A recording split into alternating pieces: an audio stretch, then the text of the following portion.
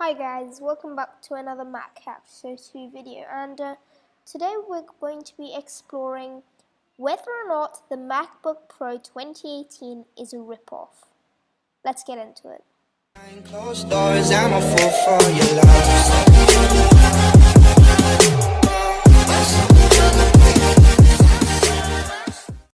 So, the laptop I'm using right now to record is my own 2018 MacBook Pro.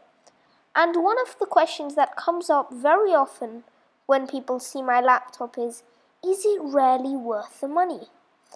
And so in this video I want to answer that. So let's have a look at the MacBook Pro. Here it is. More power, more performance, more pro. So I have this one right here. So here you go. So here are some of the versions you can get. So now, whether or not the MacBook Pro is a ripoff depends entirely on which type you buy. Whether or not you get the Touch ID, whether you get the 13-inch model or the 15-inch model, that's what decides everything. So I'm going to click buy here.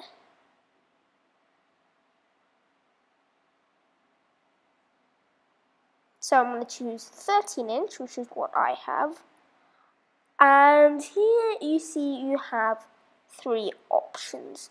So this is to do with your storage and what type of chip you have. So this is the only one with the Touch ID. And if you ask me, the Touch ID just isn't worth it. I mean, it's fancy, right? But it just adds on another $300, and I really don't think that's worth it. So you can go for one of these two. This is 128 GB, this is 256 GB. That's really the only difference between the two. You can see everything else is the same except for the storage.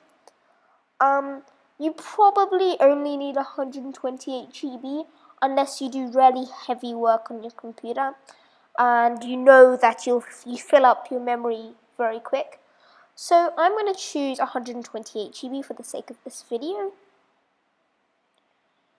And right here. So here you can choose the processor that you want.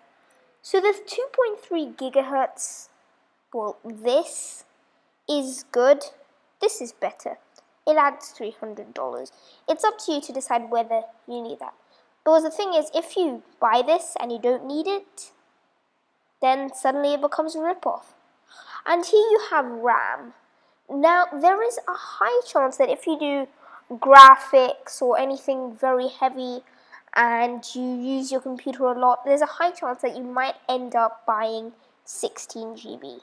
16 GB only adds on $200. That's for 8 GB extra of RAM. And that comes with a lot more computer processing power. How much storage do you need? So it can be configured up to 1 terabyte of storage. It's not very likely that you will buy so much storage. Maybe up to 256 GB. Choose your keyboard, whether or not you need this.